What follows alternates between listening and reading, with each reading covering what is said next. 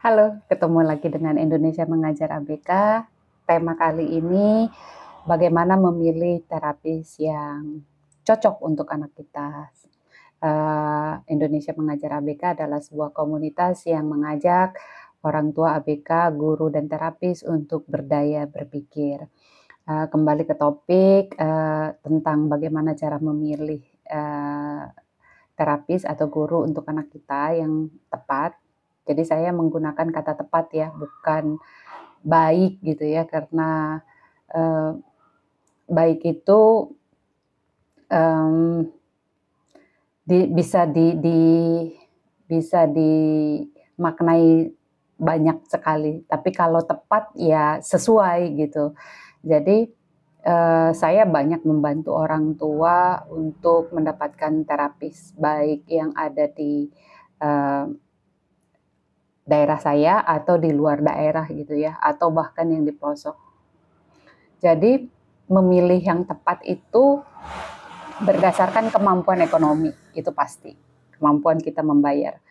Kemudian kemampuan kita mengajari, karena saya pernah membantu orang tua yang memiliki kapasitas sangat baik untuk manajemen terapis, manajemen orang gitu ya, dan juga yang tidak punya kemampuan sama sekali memanage orang gitu. Nah, dua subjek ini saja pemilihannya berbeda gitu ya. Oleh karena itu, ketika Bapak dan Ibu sedang mencari terapis untuk anak gitu ya, sesuaikan dengan diri sendiri. Jangan menggunakan standar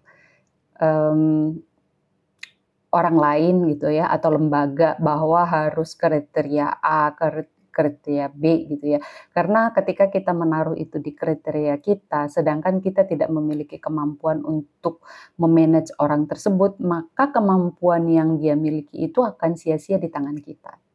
Gitu.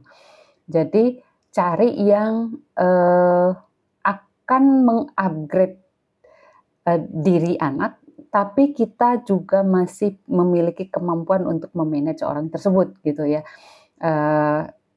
Kalau terlalu pintar dan kita ternyata tidak tahu apa-apa, kita yang akan di-drag, padahal kemungkinan itu bukan sesuatu yang kita inginkan. Nah, ini yang biasanya akan jadi konflik gitu ya. Jadi pastikan yang pertama itu adalah Anda bisa memanage orang tersebut. Apakah orang tersebut harus sarjana, harus memiliki latar belakang tertentu? Tidak. Beberapa kali saya membantu orang tua, saya kerap kali mengajak orang tua itu untuk berpikir lebih lebar ya. Ketika kita punya kriteria grade A gitu ya, maka kita tidak bisa menutup kemungkinan orang tersebut meminta imbal atas jasanya di luar dari kemampuan kita, karena itu sesuatu yang wajar. Jadi yang kedua adalah kemampuan kita secara finansial membayar orang tersebut, memberikan imbal yang sesuai gitu. Jadi selain kita juga bisa memanage, kemudian kemampuan kita untuk membayar orang tersebut jasanya gitu. Jadi dua hal ini sih menurut saya sudah cukup ya.